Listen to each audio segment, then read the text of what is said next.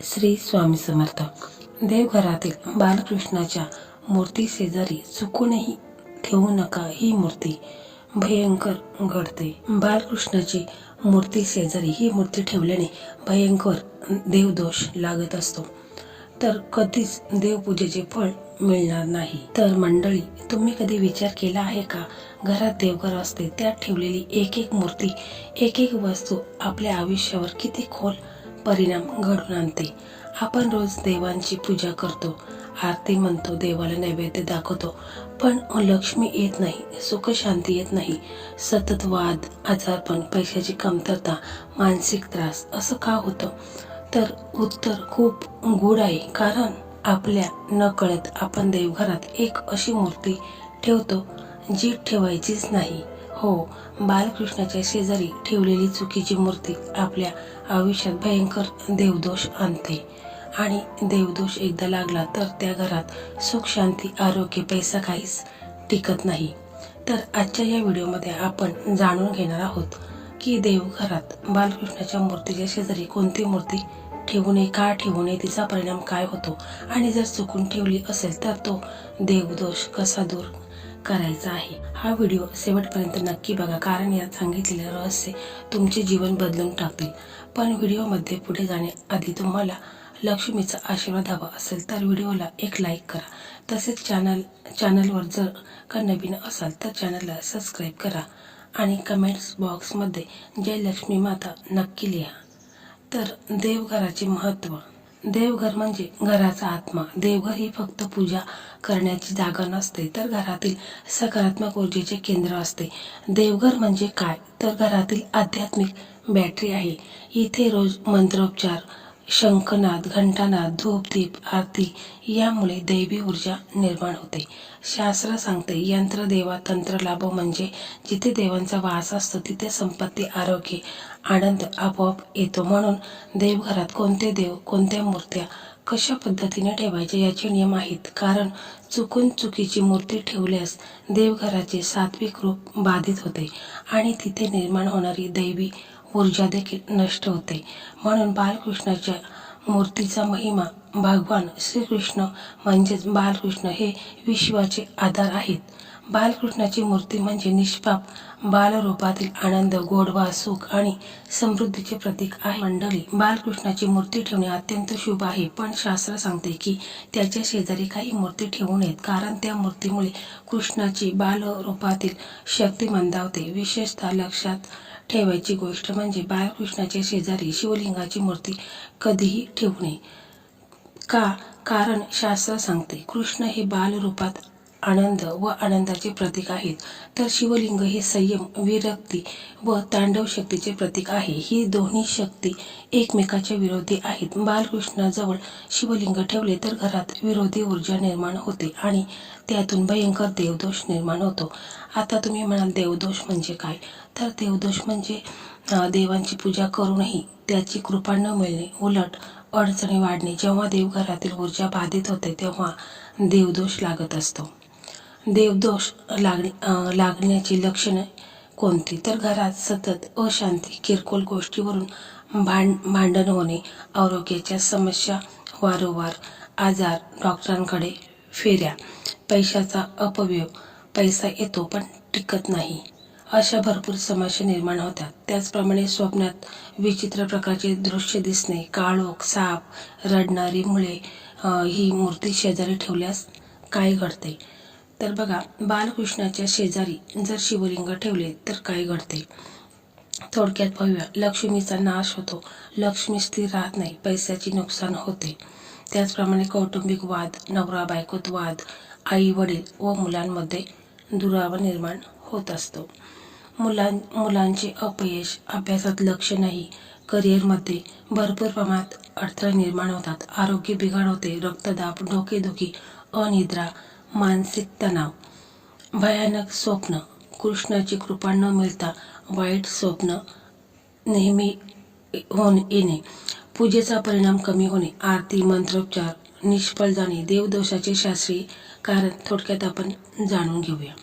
तर पहा, धर्मग्रंथामध्ये उल्लेख आहे की कृष्ण म्हणजे लीला व आनंद आहे. शिवलिंग म्हणजे तप, विरक्ती आणि तांडव.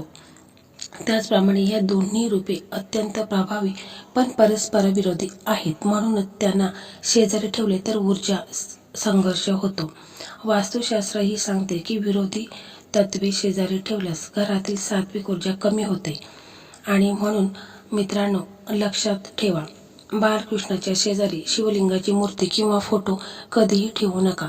नाहीतर त्यातून निर्माण होणारे देवदोष तुमचे आयुष्य उद्ध्वस्त करू शकते. चुकून ठेवली असेल तर काय करावे? तर बघा मित्रांनो, आता प्रश्न असा येतो, जर कोणी आधीच बालकृष्णाच्या शेजारी शिवलिंग ठेवले असेल तर काय करायची? काळजी करू नका. शास्त्र सांगते प्रत्येक चुकांना उपाय हा असतोच. आणि म्हणूनच देव कधीच भक्ताला निराश करत नाही. तर त्यावर आपण एक उपाय करायचा आहे. तर शिवलिंग आहे तर ते वेगळ्या ठिकाणी स्थापित करावे. शिवलिंग घरातील वेगळ्या कोपऱ्यात, विशेषतः ईशान्य दिशेला ठेवा. शिवलिंगासमोर दररोज थोडेसे पाणी व बिल्वपत्र अर्पण करायचे आहे. बालकृष्णाला स्नान घालणे.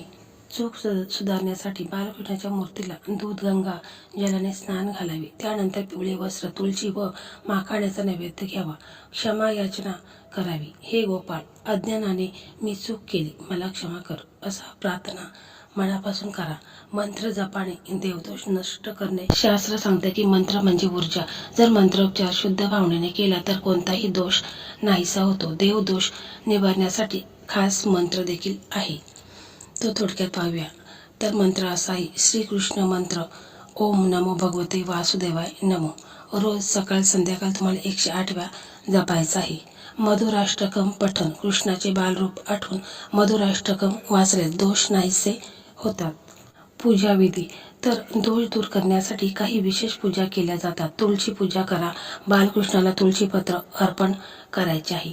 शास्त्र सांगते की तुळशी विना श्रीकृष्णाची पूजा अपूर्ण असते. दररोज देवघरात कापूर, लवंग, गूळ घालून धूप करायचा आहे.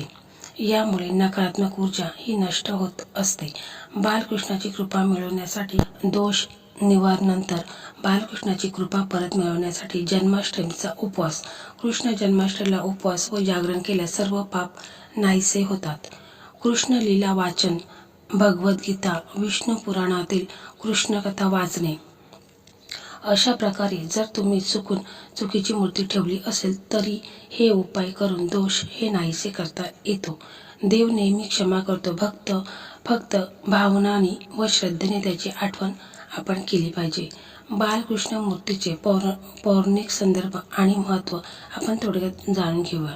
तर श्रीमद भागवत महापुराण 10वा स्कंद, श्रीकृष्णाचा जन्म, लीला चरित्र आणि बालकृष्णाची क्रीडा याचा सविस्तर उल्लेख भागवतात आहे.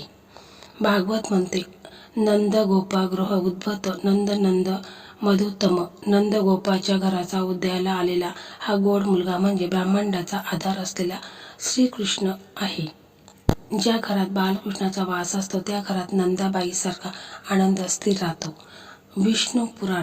विष्णू पुराणात कृष्णाला विष्णूचा अंश मानला गेला आहे.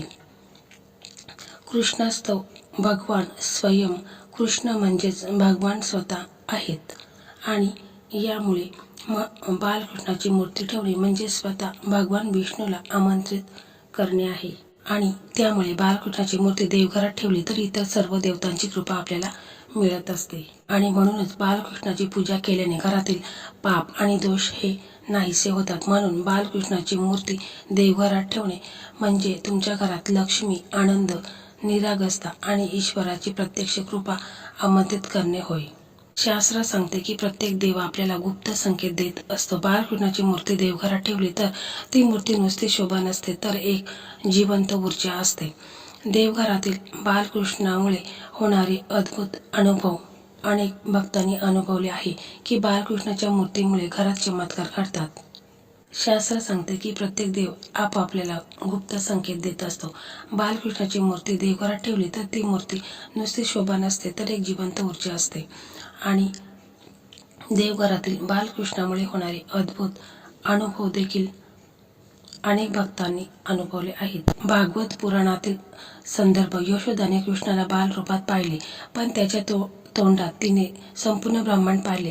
याचा अर्थ बालकृष्णाची मूर्ती घरात ठेवली की तुमच्या छोट्याशा घराला संपूर्ण ब्रह्मांडाची शक्ती व कृपेचा वास करते. मग अशा बालकृष्ण जर आपल्या देवघरात असेल तर आपण त्याच्या शेजारी विरोधी ऊर्जा निर्माण करणारी मूर्ती म्हणजेच की शिवलिंग किंवा इतर चुकीची मूर्ती ठेवून देवदोष का ओढून घ्यायचा आहे. लक्षात ठेवा, बालकृष्ण म्हणजे आनंद, सुख, समृद्धी व चुकीचा मूर्ती शेजारी ठेवल्यास हा आनंद नष्ट होतो. म्हणून चूक झाल्यास लगेच उपाय करा. कृष्णाला स्नान घाला, तुळशी अर्पण करा, मंत्र जप करा, दान करा. तर मित्रांनो, देवघर हा आपल्या घराचा आत्मा असतो आणि त्या देवघरात बसलेला लाडका बालकृष्ण म्हणजे आपल्या जीवनातील खरा आनंद होय. म्हणून आजपासून एक गोष्ट लक्षात ठेवा, बालकृष्णाची मूर्ती नेहमी पवित्र ठेवा, योग्य ठिकाणी ठेवा. त्याच्या शेजारी चुकीची मूर्ती कधी ठेवू नका.